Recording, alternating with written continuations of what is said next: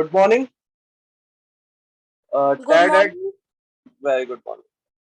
टैड एट digital classroom में मैं पंकज शर्मा एक बार फिर से आप लोगों का स्वागत करता हूँ।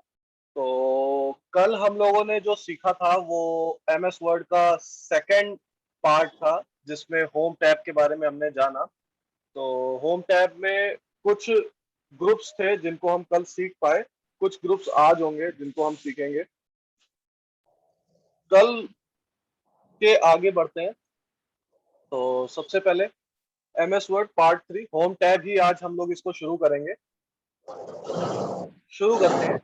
कल हम लोगों ने जाना था कि क्लिपबोर्ड क्या होता है और फॉन्ट ग्रुप क्या होता है। क्लिपबोर्ड ग्रुप और फॉन्ट ग्रुप के बारे में हमने कल सीखा। आज जो हम सीखेंगे वो है पैराग्राफ ग्रुप।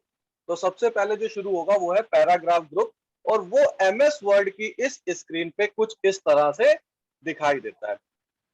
यहाँ पे काफी सारे ऑप्शंस होते हैं, काफी सारे बटन्स होते हैं जिनका अलग अलग यूज होता है। तो थोड़ा सा मैं बताना चाहूंगा, थोड़ा सा काफी सारा आज कंटेंट यहाँ पे ग्रुप्स में पैराग्राफ्स में लिखा मिलेगा आपको, तो बिल्कुल परेशान मत होइए। वो सिर्फ एग्जाम्पल के लिए लिखा गया है, उसको पढ़ने की नहीं, उसको देखने की और समझने की जरूरत होगी आप लोगों को। तो बिल्कुल परेशान मत होइएगा। मैं शुरू करता हूँ यहाँ से। आप तो सबसे पहला ऑप्शन जो आपके सामने आता है वो होता है बुलेट एंड नंबर्स। जब आप एमएस वर्ड को ओपन करते हैं तो एमएस वर्ड में होम टैब के अंदर आपको पैराग्राफ ग्रुप मिलता है, जिसमें सबसे पहला ऑप्शन मिलता है बुलेट्स और ये दूसरा ऑप्शन होता है नंबर्स।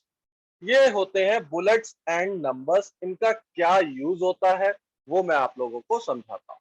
जब कभी भी आप इस तरीके से कोई शीट बना रहे होते हैं जिसमें आपको काफी सारे ऑप्शंस लिखने होते हैं, लिस्ट बनानी होती है, उन लिस्टिंग करे हुए आइटम्स को आपको नंबरिंग या बुलेट देना होता है, तो आप इस ऑप्शन का प्रयोग करते हैं। इस ऑप्शन से आपको बुलेट्स मिलते हैं और इस ऑप्शन से आपको नंबर्स मिलते हैं। तो बुलेट और नंबर्स दोनों अलग अलग होते हैं। देखिए मैं आपको करके दिखाता हूं ये किस तरीके से काम करता है। मैंने विंडो टैब दबाया, वर्ड पे गया, वर्ड पे जाके मैंने एंटर किया, एक नया वर्ड डॉक्यूमेंट ओपन किया। यहाँ पर मैं आपको दिखाता हूँ ये किस तरीके से काम करता है। ये काम करता है, मैंने इसके साइज को थोड़ा सा इंक्रीज कर लिया है। मैं यहाँ पे नाम लिख रहा हूँ, आप लोगों के ही नाम मैं यहाँ पे लिखता हूँ, और मुझे उन्हीं की एक लिस्ट बनानी है जो बच्चे यहाँ पे आज की क्लास को ज्वाइन कर रहे हैं। तो मैंने यहाँ पे लिखा अमनदीप, अमित, काजल, खुशी, मंजू, पूर्वी, विशाल। तो ये कुछ नाम यहाँ पर मैंने लिख दिए। अब मैं चाहता हूं ये जो लिखे हुए नाम है ये बुलेट्स में आए, तो मैं क्या करूंगा, इनका सिलेक्शन करूंगा और सिलेक्शन करने के बाद इस ऑप्शन पर क्लिक कर दूंगा। तो देखिए ये बुलेट्स में आ जाते हैं। और अगर मैं चाहता हूं ये बुलेट्स में ना आके मुझे नंबर्स में मिले, तो मैं बुलेट्स को हटाकर मैं नंबर पे क्लिक करूंगा तो ये नंबर्स पे आ जाएंगे। यहाँ पर मैं एक चीज आप लोगों को सिखाना चाहूंगा कि यहाँ पे बुलेट्स बहुत तरह के होते हैं। ये देखिए एक आपको पॉइंटर दिखाई दे रहा होगा, इस पॉइंटर पे जब आप क्लिक करते हैं अलग अलग डिजाइन के आपको बुलेट्स मिलते हैं। यहाँ पे आप अलग अलग डिजाइन के बुलेट यहाँ से चूज कर सकते हैं, जैसे मर्जी चाहे वैसे बुलेट्स आप चूज कर सकते हैं, अलग अलग तरह के। तो वैसे ही नंबर्स में भी आपको अलग अलग डिजाइन के नंबर्स मिलते हैं। आपको ए बी सी डी चाहिए, रोमन में नंबर्स चाहिए, आपको वन के बाद डॉट चाहिए, ए चाहिए, small A, capital A B C D, A के बाद स्मॉल ब्रैकेट। इस तरीके के जो भी डिजाइन है, जो भी नंबर एंड बुलेट्स है, वो आप अलग अलग डिजाइन के यहाँ से चूज कर सकते हैं। क्लियर है आप सभी को? तो मैं नन कर देता हूँ। इसके बाद बहुत इंपॉर्टेंट चीज है वो समझना, आप लोग जरूर ध्यान से देखिएगा, मैं दिखाता हूं। इसके बाद आता है आपका multi level list. Multi level list क्या होती है, इसके लिए आप लोगों को कभी आप लोगों ने अगर किताब देखी होगी या फिर अगर पूरे स्कूल का रिजल्ट की बात करी जाए कि पूरे स्कूल में कितने बच्चे हैं, तो सबसे पहले क्या बनेगा, उसके लिए क्या बनाएगा, सबसे पहले स्कूल का नाम। स्कूल का नाम क्या है, मान लीजिए स्कूल का नाम है टैड संपूर्ण शिक्षा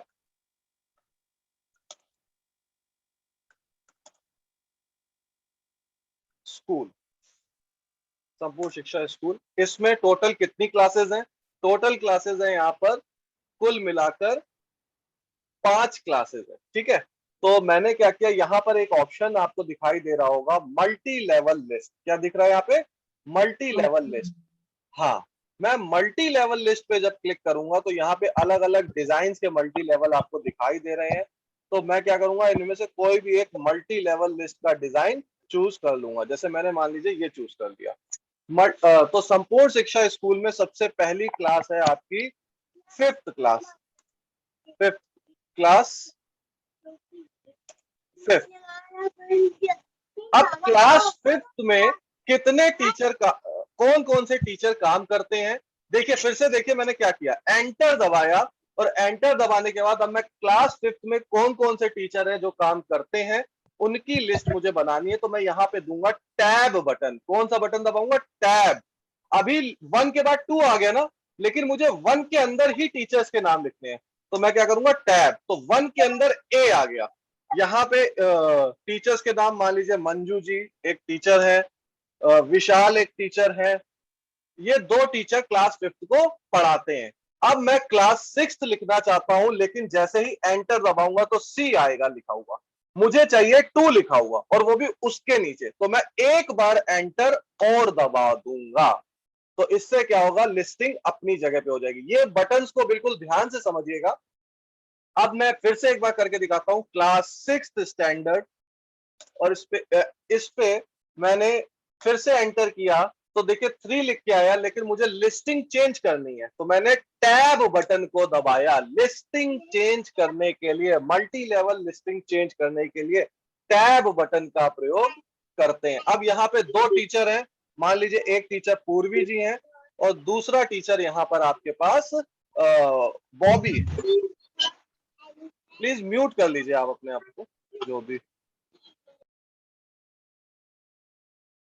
तो 2 टीचर यहाँ पे आपके पास है। फिर उसके बाद आप फिर से एंटर दबा के आप देखेंगे सी आ रहा है, लेकिन आपको यहाँ पर 3 लिखना है। तो 3 लिखने के बाद आप यहाँ पर देखिए क्लास, अब मैं एक चीज और दिखाऊंगा, क्लास 7th लिखा मैंने यहाँ पर, और मैंने एंटर दबाया, फिर से 4th आ गया। और मैं यहाँ पे चाहता हूँ कि नहीं, मुझे टीचर्स के नाम लिखने हैं, तो टैब दबाया मैंने यहाँ पे। और टैब दबाने के बाद एक टीचर है यहाँ पर अमनदीप, और अमनदीप के अंदर भी 2 टीचर काम करते हैं। अमनदीप एक ऐसा टीचर है जो 2 टीचर्स को सुपरवाइज करता है। मतलब अमनदीप जो एक ऐसा टीचर है जो 2 टीचर्स के ऊपर एक टीचर रखा गया है। तो मैं अमनदीप के अंदर आने वाले 2 टीचर्स को लिखना है। तो मैंने क्या किया, यहाँ पर जैसे ही एंटर दबाया तो बी लिख के आया। अब मैं एंटर दबाऊंगा तो 4 हो जाएगा, लेकिन अगर मैं फिर से टैब दबाऊंगा तो मुझे ए के अंदर भी लिस्टिंग मिलेगी। इसके अंदर मान लीजिए अमित नाम का एक टीचर आ रहा है और काजल नाम का दूसरा टीचर इसके अंदर आ रहा है। अब मैं एंटर दबाऊंगा तो 3 आ गया, लेकिन मुझे वो 3 नहीं चाहिए, 2 ही टीचर हैं, मैंने बी चाहिए मुझे। तो यहां पर तो कोई और टीचर है नहीं, अमनदीप के अंदर 2 टीचर है, फिर एंटर दबाया तो 4। तो इस तरीके की जो लिस्टिंग आपको मिलती है, मल्टी लेवल लिस्टिंग, वो आपको यहाँ पर मल्टी लेवल ऑप्शन से करने को मिलती है। क्लियर है आप सभी को।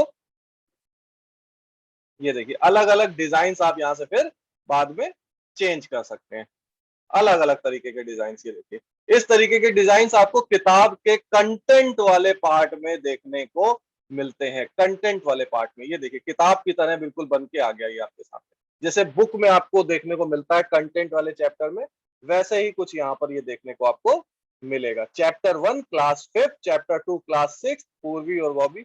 ये अलग, मैंने अभी एग्जांपल स्कूल का दिया था, बट बुक्स लिखने में इसका बहुत हेल्प होता है। जब आप बुक्स लिखते हैं तब इसकी बहुत मदद ली जाती है। ये कुछ इस तरीके का डिजाइन दिखता है वहां पे आपको, थोड़ा मैंने जूम करके आपको दिखाया है। और ये एमएस वर्ड में 9 टैब होते हैं। होम टैब पहला टैब होता है जिसके अंदर क्लिपबोर्ड होता है, क्लिपबोर्ड के अंदर कट कॉपी पेस्ट होता है। फिर बी आ गया फॉन्ट, फॉन्ट के अंदर भी मैं मल्टी लेवल लिस्टिंग कर सकता था, लेकिन मैंने एग्जांपल के लिए यहां तक रखा था। नेक्स्ट देखते हैं, इंक्रीज और डिक्रीज इंडेंट। ये कुछ इस तरीके का दिखता है और ये यहां पर होता है आपको पैराग्राफ ऑप्शन के अंदर। इसका काम क्या है, देखिए मैंने यहाँ एग्जांपल दिखाया है आपको, टैड एट डिजिटल क्लासरूम लिखा हुआ है। इस ऑप्शन के प्रयोग से पैराग्राफ को मार्जिन से कुछ दूर लेफ्ट से राइट या राइट से लेफ्ट ले जाने के लिए करते हैं। कैसे किया जाता है, जैसे मान लीजिए ये पैराग्राफ लिखा हुआ है, यहां पर कुछ भी मैंने लिख दिया, एक पैराग्राफ मैंने यहाँ पे लिख दिया, इसको मैं हटा देता हूं, ठीक है, और शिफ्ट के साथ होम, सी और space control we, space control we, ये एक तरीके का पैराग्राफ है। अब देखिए यहां पर मैं जब ये इंक्रीज इंडेंट या डिक्रीज इंडेंट लगाऊंगा तो ये देखिए पैराग्राफ यहाँ पे मेरा राइट साइड पे शिफ्ट हो गया और मैं यहाँ पर कोई भी फोटो लगा सकता हूं। तो पैराग्राफ को लेफ्ट और राइट खिसकाने के लिए आप पूरा का पूरा पैराग्राफ, इसमें आपको सिलेक्शन की जरूरत नहीं है, आप सिर्फ कर्सर को यहाँ पे रख दीजिए, वो अपने आप आपका जो पोर्शन है पूरा राइट और लेफ्ट खिसकना शुरू हो जाएगा।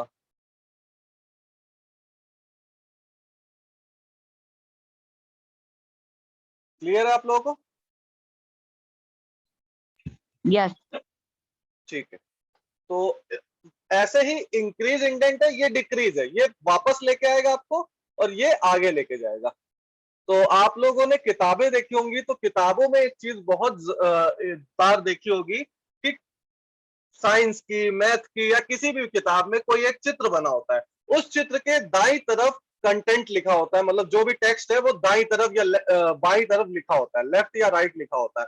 वो कंटेंट उस फोटो के किनारे कैसे लिखा जाता है, इंडेंट की हेल्प से, इंक्रीज इंडेंट और डिक्रीज इंडेंट। यहां पर एक फोटो लगा दी मैंने और फोटो के दाईं तरफ अब आप स्पेस देने की अगर कोशिश करेंगे, मान लीजिए मैं स्पेस से कंटेंट को यहां पर लाना चाहूं तो देखिए मुझे कितना स्पेस देना पड़ेगा, और मैं स्पेस दूंगा भी तो वो कंटेंट नीचे शिफ्ट हो रहा है। मैं जितना भी स्पेस यहाँ पे दूंगा वो कंटेंट नीचे शिफ्ट हो गया। अब मैं यहां से भी स्पेस दूं तो अगर मैं यहां से स्पेस दूंगा तो वो स्पेस जाएगा नहीं। तो इस चीज के लिए आपको इंक्रीज इंडेंट और डिक्रीज इंडेंट की हेल्प लेनी पड़ती है, ठीक है। इसके बाद आता है आप लोगों का अलाइनमेंट। यह मुख्यतः 4 प्रकार के होते हैं, ये बहुत इंपॉर्टेंट है। आपको किसी भी डॉक्यूमेंट को बनाने के लिए आपको अलाइनमेंट पढ़ना बहुत जरूरी होता है।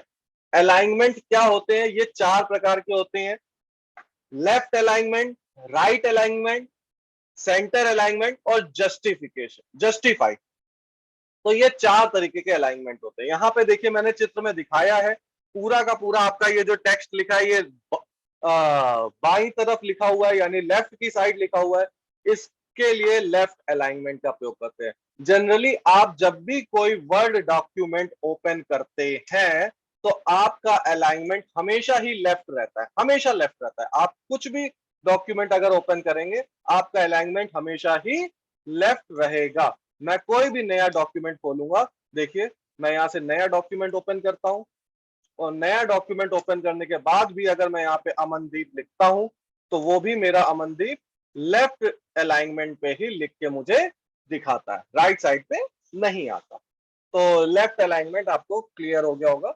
इसी तरीके से इस अलाइनमेंट को मैं चाहता हूं ये जो नाम लिखा है ये सेंटर पर आ जाए, तो मैं क्या करूंगा, इसको सेलेक्ट करूंगा या फिर यहीं पे क्लिक कर दूंगा और सेंटर अलाइनमेंट पे क्लिक करूंगा तो देखिए ये बीच में हो गया। अब मैं चाहता हूं ये राइट साइड चला जाए, दाईं तरफ चला जाए, तो मैंने दाईं तरफ क्लिक कर दिया। अब मैंने यहां पे लिखा विशाल, अब विशाल को मैं चाहता हूं लेफ्ट साइड जाए तो विशाल लेफ्ट साइड चला गया। अब मैं चाहता हूं यहां पे लिखना खुशी, अब खुशी को मैं चाहता हूं सेंटर में रखना तो ये सेंटर पे चले गए। तो ये सेंटर, राइट, लेफ्ट अलग अलग तरीके के अलाइनमेंट है जिसकी मदद से आप यहां पर अलाइनमेंट सेट कर सकते हैं। क्लियर है आप लोगों को? क्लियर है आप लोगों को? यस। ठीक है। और देखिए, अगर किसी के कोई भी सवाल है तो कृपया अभी पूछते चलिएगा। ये टॉपिक जो आपको पढ़ाया जा रहा है ये आने वाले समय में बहुत ही काम आने वाला है। ये दीपक जी ने लिखा है और दीपक जी बिल्कुल सही कह रहे हैं कि ये बहुत ही इंपॉर्टेंट टॉपिक है और आने वाले समय में अगर आप जब यूज करेंगे ये बहुत इंपॉर्टेंट है। और इसकी शॉर्टकट कीज मैं अभी आपको समझाने जा रहा हूँ।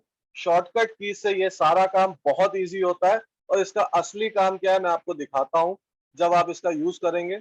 मान लीजिए मैंने यहाँ पे लिखा टैड एड डिजिटल क्लासरूम। आप लोग एप्लीकेशन बहुत लिखते होंगे, यहाँ पे मैंने लिखा मान लीजिए लिख दिया अमनदीप,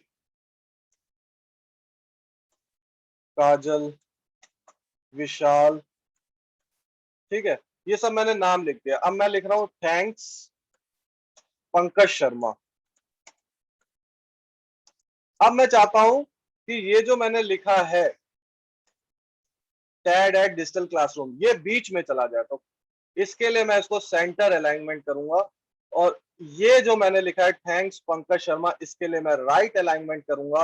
तो देखिए ये कुछ इस डिजाइन से दिखने लगेगा, एक प्रॉपर वे में आपको लिख के दिखाई देने लग जाएगा। और इसको मैंने बुलेट एंड्स नंबर कर लिए तो और थोड़ा अच्छा दिखना ये शुरू हो जाएगा। डिक्रीज इंडेंट करेंगे थोड़ा सा और अच्छा लगेगा। मतलब हर एक टूल आपस में यूज होता है। आप जब यूज करने बैठेंगे तो वो टूल सारे मिलके आपको एक अच्छा सा डिजाइन देते हैं ताकि वो आपको एक अच्छे लुक में दिखने को मिल सके। देखिए, ठीक है, कुछ इस तरीके हेलो इस जी बताइए मंजू जी। सर, ये मतलब सेलेक्ट करने की जरूरत नहीं है ना, लेफ्ट राइट लेने में ले? सेलेक्ट करने की नहीं, आपको सिर्फ वहां पर जैसे मैंने दो लाइनों को इकट्ठा लेके जाना है तो मुझे सिलेक्शन चाहिए। लेकिन अगर मुझे अच्छा। एक ही लाइन लेके जानी है, मैंने वहां पे क्लिक कर दिया उस लाइन पे कहीं पे भी और मैं लेफ्ट करूंगा तो देखिए लेफ्ट चला गया, राइट करूंगा तो राइट चला गया। ये सर इसलिए जा रहा है। हाँ जी, दोनों साथ जा रहे हैं, थैंक्स भी साथ जा रहा है, थैंक्स तो। इसलिए जा रहा है मैं बता रहा हूं क्योंकि मैंने पैराग्राफ के लिए एंटर नहीं किया है। अब देखिए, अब मैंने जो एंटर मारा है अब पैराग्राफ चेंज किया, मैंने पैराग्राफ चेंज नहीं किया था वो इसलिए। वो भी मैं आपको सिखाऊंगा। देखिए यहाँ पे कुछ ज्यादा स्पेस आ रहा है, अब मैं इस स्पेस को कम करता हूं तो शिफ्ट के साथ जब आप एंटर दबाते हैं तो पैराग्राफ चेंज नहीं होता, आपकी लाइन में स्पेस ऐड हो जाता है। ये दोनों एक ट्रिके हैं जो आप धीरे धीरे सीखेंगे बाद में। तो इससे क्या हुआ कि मैं एक बार क्लिक करूंगा तो दोनों साथ में जा रहे हैं क्योंकि दोनों टेक्स्ट एक्चुअल में अलग नहीं हुए, उन्हें मैंने एंटर मार के अलग नहीं किया, मैंने शिफ्ट के साथ एंटर लिया था। ये आप बाद में समझेंगे, मैं आपको बताऊंगा उसके बारे में। जी। अभी हम सीखते हैं जस्टिफाई, ये बहुत इंपॉर्टेंट है। यहां तक तीन चीजें हो गई, इनकी शॉर्टकट कीज मैं आपको बता देता हूं। लेफ्ट अलाइनमेंट की शॉर्टकट की होती है control plus L, centre alignment की शॉर्टकट की होती है कंट्रोल प्लस ई, राइट अलाइनमेंट की शॉर्टकट की होती है कंट्रोल प्लस आर। सब याद कर लीजिएगा, हो सकता है कल हम पूरा वीकली जब टेस्ट लेंगे आपसे शॉर्टकट कीज पूछ सकते हैं। हमने बहुत सारी शॉर्टकट कीज अब तक पढ़ा दी है आप लोगों को। आप लोगों को वो सारी शॉर्टकट कीज एक एक वीडियो में जाके थोड़ा सा देखना पड़ सकता है। कल वीकली टेस्ट होगा, आप लोग वीडियो जरूर देखें, पूरे आंसर्स करने की कोशिश करें कल। तो control plus R right alignment, control plus E आपका सेंटर अलाइनमेंट और कंट्रोल प्लस एल आपका लेफ्ट अलाइनमेंट में काम करता है। और ये देखिए उसी डिजाइन में मैंने यार लिखे भी हैं, सेम डिजाइन में। नेक्स्ट आता है जस्टिफाई। जस्टिफाई क्या होता है ये समझिए जरा। आप लोग अपनी किताबें जब देखते होंगे, बुक्स आप लोग देखते होंगे, चाहे कोई भी, चाहे नॉवेल की बुक ले लीजिए, आप इंग्लिश की बुक ले लीजिए, आप हिंदी की बुक ले लीजिए, कोई भी टेक्स्ट बुक ले लीजिए, आप कहानियों की किताब भी उठा लीजिए, ठीक है, घर में आने वाली कोई भी नॉवेल भी आप उठा लीजिए, उस नॉवेल में आप देखते होंगे कि वो टेक्स्ट लेफ्ट साइड से और राइट साइड से पूरा का पूरा अलाइन रहता है। जैसे मैंने यहाँ पे आपको विदाउट जस्टिफाई दिखाया है। देखिए जब आप लिखते हैं तो कुछ ना कुछ टेक्स्ट यहां से छूट जाएगी जगह, यहां से छूट जाएगी जगह, है ना। तो ये जगह अलग अलग छूट गई। और ये दूसरा वाला ये विदाउट नहीं, विद जस्टिफाई है। ये गलत है यहाँ पे। मैं इसको थोड़ा सा ठीक कर देता हूँ, ये गलत है यहाँ पे, ये विद जस्टिफाई है। ठीक है, ये विद जस्टिफाई है। विद जस्टिफाई में क्या होता है, आपका ये वाला टेक्स्ट जो भी आप पैराग्राफ में लिखते हैं वो लेफ्ट और राइट दोनों तरफ से प्रॉपर अलाइनमेंट हो जाता है। किताब में ऊपर की तरह लिखा हुआ कोई भी टेक्स्ट आपको अच्छा नहीं लगेगा। आप किताब पढ़ें, आपको हमेशा लेफ्ट और राइट प्रॉपर अलाइनमेंट ही देखने को मिलेगा। आप लोगों ने किताबें देखी होंगी, आप लोग खुद बताइए, आप लोगों को किस तरीके का अलाइनमेंट किताब में देखने को मिलता है, ऊपर वाले तरीके से या नीचे वाले तरीके से? नहीं, ये विद वाला ही मिलता है सर। हाँ, विद जस्टिफाई। इसकी शॉर्टकट की होती है कंट्रोल प्लस जे। कंट्रोल प्लस जे, ध्यान रखिएगा, इसकी जो शॉर्टकट की होती है वो क्या होती है, कंट्रोल प्लस जे। ठीक है, ये होता है ये ऑप्शन जस्टिफाई का। इसका कैसे यूज करते हैं देखिए, मैं एक बार फिर से आपको दिखाता हूं। यहाँ पर एक यूज करके, जैसे मैंने यहाँ पे लिख लिया, मेरे पास कंटेंट लिखा हुआ है, मैं आपको दिखाता हूँ। विद जस्टिफाई है ये।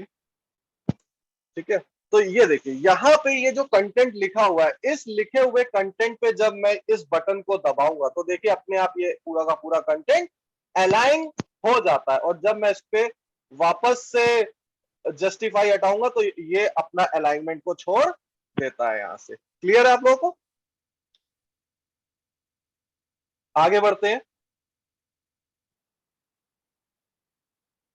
इसके बाद आपका आता है लाइन एंड पैराग्राफ स्पेसिंग। कभी भी आपको दो या दो से अधिक लाइंस या पैराग्राफ के बीच में स्पेस को कम या ज्यादा करना है तो लाइन स्पेसिंग ऑप्शन का प्रयोग किया जाता है, और वो लाइन स्पेसिंग ऑप्शन यहां से देखने को आपको मिलता है। क्लियर है? कैसे मिलता है ये ऑप्शन वो भी आपको मैं दिखाता हूं। देखिए, जैसे मान लीजिए ये एक पैराग्राफ लिखा हुआ है, मुझे इसकी लाइन के बीच में स्पेस कम लग रहा है, तो मैं यहां पर जाऊंगा और देखिए कितने सारे ऑप्शंस हैं। आपकी लाइन के स्पेस को कम कर सकते हैं। देखिए, कम भी हो जाता है स्पेस और ज्यादा भी हो जाता है। आप जैसा स्पेस लेना चाहें वैसे उस हिसाब से स्पेस ले सकते हैं। तो लाइन स्पेसिंग ऑप्शन आपको लाइंस के और पैराग्राफ के बीच में स्पेस लेने में मदद करता है। इसकी शॉर्टकट की नहीं होती ऐसी कोई स्पेशल। इसके बाद आता है शेडिंग। शेडिंग, इसका उपयोग लाइंस, पैराग्राफ या टेबल के बैकग्राउंड में कलर कर देने के लिए किया जाता है। बिल्कुल कंफ्यूज मत होइएगा, ये हाइलाइटर टूल से अलग है। हाइलाइटर टूल में आपको लिखे हुए टेक्स्ट को सेलेक्ट करना होता है, वो पर्टिकुलर लाइन में किसी वर्ड को। मैं दिखाता हूं आपको, यहां कंफ्यूज मत होइएगा, ये बिल्कुल अलग है। जैसे मान लीजिए मैंने ये टेक्स्ट यहां से कॉपी कर लिया, कंट्रोल सी, और मैंने इसको यहाँ पर पेस्ट कर लिया। ठीक है, अब मुझे सिर्फ ये नॉलेज वर्ड को अगर कलर करना है तो मैं हाइलाइटर टूल का प्रयोग करूंगा, लेकिन मुझे नॉलेज को ही कलर नहीं करना है, मुझे पूरे के पूरे इस पोर्शन को कलर करना है। तो देखिए, सिर्फ आपको कर्सर उस पैराग्राफ पे रखना है, किसी भी शब्द पे कर्सर रख दीजिए। आप यहां से अपना मनचाहा रंग यहां से चूज कर सकते हैं। जो कलर आपको चूज करना है वो कलर उस पूरे के पूरे पैराग्राफ को हाईलाइट कर देता है। क्लियर है आप लोगों को? पैराग्राफ को हाईलाइट करने के लिए आप शेडिंग ऑप्शन का प्रयोग करते हैं। इस शेडिंग ऑप्शन से पूरा का पूरा पैराग्राफ ही हाईलाइट हो जाता है। फिर आता है बॉर्डर। लिखे हुए टेक्स्ट के चारों तरफ अगर आपको बॉर्डर लेना है तो आपको इस ऑप्शन का प्रयोग करना पड़ता है। कैसे करते हैं वो मैं आपको दिखाता हूं। यहाँ पे लेके, यहाँ पे मान लीजिए एक टेक्स्ट मैंने यहाँ पे लिया, इस टेक्स्ट पे मैंने सिलेक्शन ले लिया या नहीं भी लिया, मैंने यहाँ पे सिर्फ क्लिक रखा, और क्लिक रखने के बाद मैं यहाँ पे देखिएगा बहुत सारे बॉर्डर्स आते हैं। मैं इसके टॉप पे बॉर्डर लेना चाहता हूँ, लेफ्ट साइड बॉर्डर लेना चाहता हूँ, राइट साइड बॉर्डर लेना चाहता हूँ, कोई बॉर्डर नहीं रखना चाहता, या बॉटम में बॉर्डर रखना चाहता हूं, या फिर ऑल बॉर्डर रखना चाहता हूं, या फिर सिर्फ आउटसाइड बॉर्डर, इनसाइड बॉर्डर, अलग अलग तरीके के डिजाइन वाले बॉर्डर्स यहाँ पे आपको देखने को मिलेंगे। तो मैंने ऑल बॉर्डर या आउटसाइड बॉर्डर रख दिया, तो इससे क्या होगा, ये देखिए ये बॉर्डर इसमें सिलेक्शन हो गया। क्लियर है आप लोगों को? क्लियर है आप लोगों को? जी सर जी। तो बॉर्डर ऑप्शन का प्रयोग, बॉर्डर ऑप्शन यहां से चूज किया जाता है, उससे आप लिखे हुए टेक्स्ट या पैराग्राफ पे बॉर्डर ले सकते हैं। इसके बाद आता है आपका स्टाइल ग्रुप। स्टाइल ग्रुप का क्या काम है, यहाँ पे पैराग्राफ ग्रुप आपका खत्म हो जाता है, यहाँ पे दो ऑप्शंस और होते हैं, ये इनका कोई ऐसा यूज नहीं, ये शॉर्ट करने में यूज होगा, लेकिन जब हम एक्सेल पढ़ेंगे तब इसका ज्यादा यूज पढ़ेंगे। और ये आपका एक तरीके से शो और हाइड के लिए यूज किया जाता है, आपको अभी मेनली यूज इसका अभी नहीं करना है। लेकिन एक चीज मैं आपको बता देता हूँ, कभी कभी इस तरीके से ये बन के आने लगता है आपके कंप्यूटर में, तो आप पैराग्राफ में जाके इस पे क्लिक कर देंगे तो ये हट जाता है। कई बार लोग सोचते हैं कंप्यूटर में या पता नहीं वर्ड में कुछ गड़बड़ी हो गई है, ये कैसे बन के आ रहा है, तो परेशान मत होइए, ये हटाइए, हट जाता है। स्टाइल ऑप्शन क्या होता है मैं बता देता हूं आप लोगों को। स्टाइल ऑप्शन के लिए आपको, आप जब स्टाइल ग्रुप पे जाते हैं तो अलग अलग तरीके के आपको स्टाइल्स यहाँ पे देखने को मिलते हैं। हाँ चला गया, एक सेकेंड। जैसे मान लीजिए मैंने स्टाइल को ग्रुप को मैंने चूज किया, ये देखिए अलग अलग डिजाइन के ये ग्रुप मुझे प्रोवाइड करने देता है। ये फॉर्मेट चेंज करता है एक तरीके से, आपको हेडिंग्स चेंज कर देगा, आपके लिखे हुए टेक्स्ट के डिजाइन को चेंज कर देगा ऑटोमेटिक। कई सारे फॉर्मेट्स यहाँ पे उसमें होते हैं। इसका जो ज्यादातर प्रयोग किया जाता है वो आपका इस ग्रुप की मदद से अलग अलग तरह के फॉर्मेट एक क्लिक करते ही मिल जाते हैं। इसकी मदद से बुक को टाइप करने में काफी मदद मिलती है, ताकि ये हेडिंग सेलेक्ट कर देता है, पहली हेडिंग, दूसरी हेडिंग, इस तरीके से आपको सिलेक्शन दे देता है। नेक्स्ट आता है एडिटिंग ग्रुप। एडिटिंग ग्रुप भी एक बहुत इंपॉर्टेंट ग्रुप होता है। इसका क्या काम होता है मैं बताता हूँ। इसमें तीन ऑप्शन होते हैं, सेलेक्ट, फाइंड और रिप्लेस। सेलेक्ट ऑप्शन हम आपको बता चुके हैं, सिलेक्शन करने में काम आता है। फाइंड और रिप्लेस का काम क्या होता है, आइए देखते हैं। सबसे पहला ऑप्शन होता है फाइंड, जो आपको होम टैब के अंदर एडिटिंग मेन्यू में एडिटिंग ग्रुप के अंदर आपको फाइंड ऑप्शन ये देखने को मिलता है। इसका काम होता है आपके पूरे डॉक्यूमेंट में अगर आप चाहते हैं किसी पर्टिकुलर शब्द को ढूंढना कि वो शब्द लिखा कहाँ है, उसके लिए फाइंड ऑप्शन का प्रयोग किया जाता है। जैसे देखिए मैं आपको करके दिखाता हूं। यहाँ पे मैं इसमें इस जगह पे हूं, मुझे नहीं पता, यहाँ पे टोटल हमारे पास 8 पेज हैं और 485 शब्द लिखे हुए हैं, 485 वर्ड्स लिखे हैं, टोटल नंबर ऑफ पेजेस 8 है। अब मैं चाहता हूं यहां पर स्टाइल शब्द किधर लिखा है, तो मैं क्या करूंगा, फाइंड बटन पे क्लिक करूंगा और मैं यहाँ पे स्टाइल को टाइप करूंगा और देखिए वो सीधे स्टाइल पे मुझे भेज देगा। और मैं चाहता हूं अलाइनमेंट को ढूंढना कि अलाइन कहां लिखा है, तो यहां लिखा है अलाइन। तो जहां जहां पे भी वो शब्द लिखा होगा ये मुझे उस जगह पे हाईलाइट करके दिखा देता है। इसमें एक ऑप्शन होता है एडवांस फाइंड। आप एडवांस फाइंड करेंगे तो ये आपको डायरेक्ट यहां से देखने को मिलता है। जैसे मैंने यहाँ पे ढूंढना है कि बताइए इस पूरे डॉक्यूमेंट में सीखे कहां कहां लिखा है, तो सीखे पे मैंने क्लिक किया और यहां पे मैं करूंगा find next, no result found. ठीक है, तो कोई भी रिजल्ट यहां से मुझे नहीं देखने को मिला। फाइंड, नो रिजल्ट फाउंड, ठीक है कोई बात नहीं। तो कुछ और फाइंड करते हैं यहाँ पे। जैसे मैंने यहाँ पे फाइंड किया टुडे, तो देखिए टुडे यहाँ लिखा है ऊपर, तो उसने मुझे तुरंत सर्च करके दे दिया। मैं चाहता हूँ दूसरा टुडे किधर लिखा है, तो फाइंड नेक्स्ट, यहाँ लिखा है। तीसरा टुडे कहाँ लिखा है, ये लिखा है पेज नंबर 2 पे। फिर नेक्स्ट टुडे ये लिखा है, फिर उसके बाद टुडे ये लिखा है, फिर ये लिखा है, फिर ये लिखा है। तो इस तरीके से जितने भी टुडे लिखे उस पर मैं नेक्स्ट कर करके जा सकता हूँ। तो यहाँ पे टोटल जितने भी टुडे होंगे आप उस पर जा सकते हैं। तो फाइंड का यूज ये होता है और इसकी शॉर्टकट की जो होती है वो होती है control plus F. Control plus F इसकी शॉर्टकट की होती है। नेक्स्ट आता है रिप्लेस।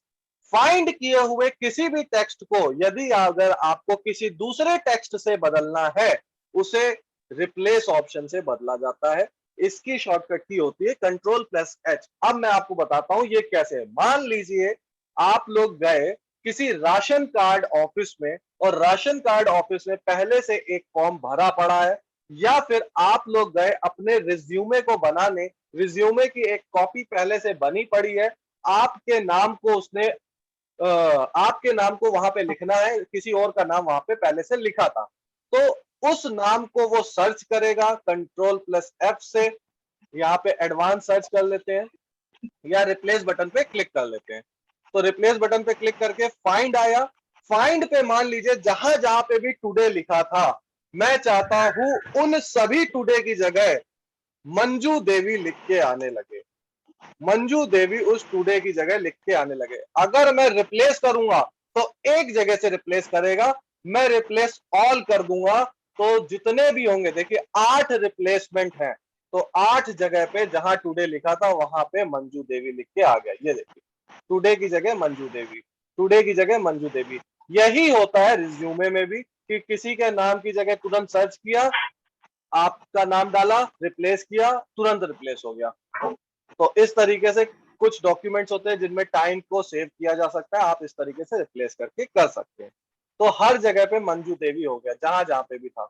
मैं Ctrl+Z कर देता हूं। नेक्स्ट देखते हैं आगे। रिप्लेस के बाद आपका सॉरी, रिप्लेस की शॉर्टकट की होती है Ctrl+H, फाइंड की शॉर्टकट की होती है Ctrl+F, और रिप्लेस की शॉर्टकट की होती है Ctrl+H, और रिप्लेस ऑप्शन आपको यहां पर देखने को मिलता है। तो यहां तक हमारा पूरा का पूरा होम मेन्यू जो था वो फिनिश होता है। होम टैब जो था वो पूरा खत्म हो गया यहाँ पे। अब जो नेक्स्ट टैब हम पढ़ेंगे, इंसर्ट टैब पढ़ेंगे, और वो इंसर्ट टैब अब हम लोग कल से पढ़ेंगे। तो वो भी बहुत इंपॉर्टेंट है। किसी भी वर्ड डॉक्यूमेंट में आप कोई भी चीज इंसर्ट करते हैं, प्लीज म्यूट कर दिया करिए आप लोग, ऐसे बीच में आवाज होती है तो म्यूट कर दिया करिए, या तो पूछा कीजिए तो आप अनम्यूट किया करिए। तो किसी भी वर्ड डॉक्यूमेंट या एक्सेल या किसी भी डॉक्यूमेंट में कोई भी चीज इंसर्ट, चाहे वो फोटो हो, ऑडियो हो, वीडियो हो, स्क्रीनशॉट हो, कुछ भी हो, वो सब इंसर्ट करने के लिए आपको इंसर्ट मेन्यू का यूज किया जाता है। उसे भी समझना उतना ही जरूरी है जितना होम मेन्यू को समझना है। तो कल की क्लास भी बहुत इंपॉर्टेंट है। कल की क्या, बल्कि अब आने वाली सारी क्लासेस बहुत इंपॉर्टेंट है। तो अब आप लोग क्वेश्चन पूछ सकते हैं, आप लोगों के पास 4 मिनट है। आज थोड़ा सा लंबा टॉपिक था, तो जो भी सवाल है आज के टॉपिक को लेके या कल के टॉपिक को लेके आप लोग पूछ सकते हैं प्लीज।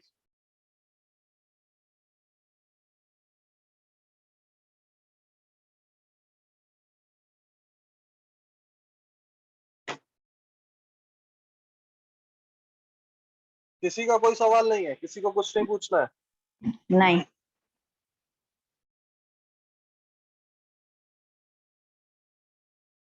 अच्छा, ठीक है। तो मैं आप लोगों को कल के नंबर बताने जा रहा हूँ कि कल किस किस साथी ने कितने कितने नंबर, किस किस ने अटेंड किया है पेपर, वो सारा कुछ हम बताते हैं।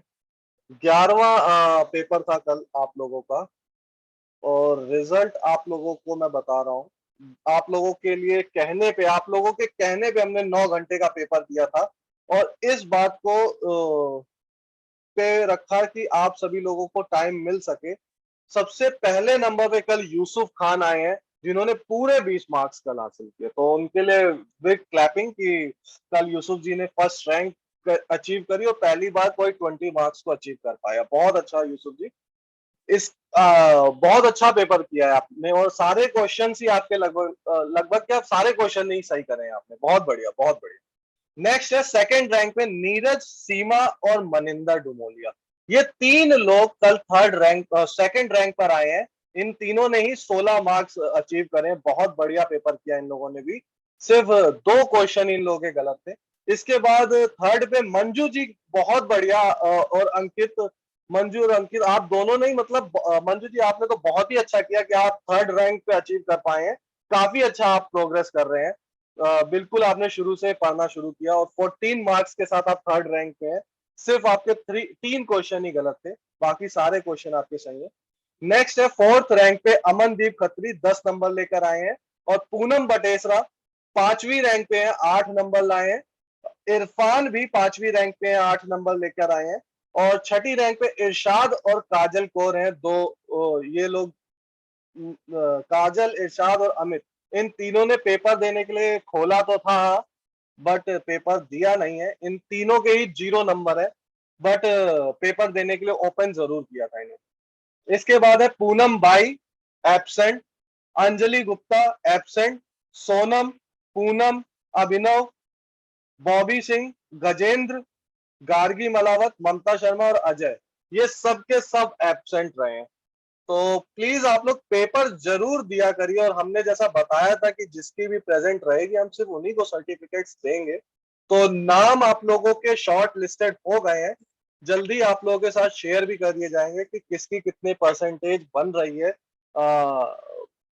तो उस हिसाब से ही आप लोगों को उसके सर्टिफिकेट्स 30 दिन बाद जो हम लोगों ने आपको बोला है वो आप लोगों को प्रोवाइड किए जाएंगे। तो दीपक जी आप कुछ इसमें ऐड करना चाहेंगे? 1 मिनट है हमारे पास, क्योंकि मुझे नहीं लग रहा आज कोई भी सवाल है। अगर सवाल आपके हैं भी तो आप लोग हमें पूछ सकते हैं ऐप पे जाकर। जी दीपक। आज ये नहीं पूछ रहे सवाल, लेकिन कोई दिक्कत नहीं है। लेकिन अभी जो टेस्ट जो होने वाला होगा या जो आज होगा, मुश्किल से 16 नंबर भी अगर कोई नहीं ला पाएगा मैं कह रहा हूँ आज तो बिल्कुल सवाल पूछ लीजिए, ग्रुप में टाइप करके, पर्सनल मैसेज करके। अगर नहीं पूछिए, अगर समझ आ गया है तो अच्छी बात है, लेकिन आज का पेपर थोड़ा कठिन होने वाला है, थोड़ा टफ होगा। तो थोड़ा सा पेपर टफ होते जाएंगे, अब पेपर हाँ, टफ होते जाएंगे, ये मान के चलिएगा। यूसुफ भाई ने आज 20 नंबर लाए हैं, बहुत बढ़िया किया। मतलब पहला ही है बहुत, अब तक का जिसने बंदे ने 20 नंबर लाए हैं। पहली बार जिसने 20 मार्क्स अचीव करे। लेकिन अब पेपर टफ होंगे, आप लोग अब तैयारी कर लीजिए, कमर कस लीजिए। अब आप पढ़ाई भी अच्छे से होगी और पेपर भी अच्छे से होंगे आपके। तो मैं इसी यही कह रहा हूँ सर कि अभी दिक्कत है तो किसी को वीडियो जरूर देख लिया कीजिए। वीडियो ये आप ही के लिए डाली जाती है कि तो वीडियो आराम से देखिए और लीड लगा के देखिए, अच्छे से समझ आएगा और कंप्लीट होगा अच्छे ठीक है, से टेस्ट। अब हमारा टाइम अब बाकी फिनिश ये हो रहा है। आज का टाइम पूरा हो चुका है। सभी ने ज्वाइन किया, धन्यवाद। और टेस्ट थैंक की यू। तैयारी कीजिए। थैंक कल यू। पूरा टेस्ट होगा, कल क्लास नहीं लगेगी, याद रहे सबका। वीकली टेस्ट है कल। तो बेस्ट ऑफ लक सबको।